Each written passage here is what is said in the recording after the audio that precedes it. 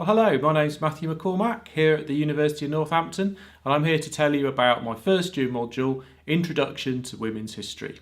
So, as the title suggests, this is an introduction to a fascinating and important type of history, and it's an introduction. No previous experience is required because many students find that they haven't studied it before.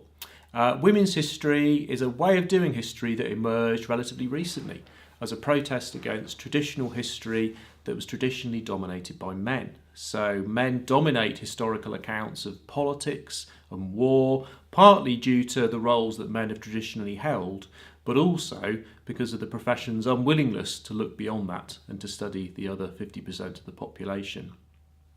Men also dominate historical sources in many cases. And part of what women's history is about is a training in handling historical sources to understand how they were put together and also how to get at women's voices. So we do this by focusing on Britain from the late 18th century to the First World War. This is a key period in the history of women and also in writings about it. So we start with the rise of Victorian ideals, which in many cases were very restrictive for women, and we end with the First World War, which in many cases provided many liberating experiences and also the achievement of the vote in 1918. So I look forward to studying women's history with you soon.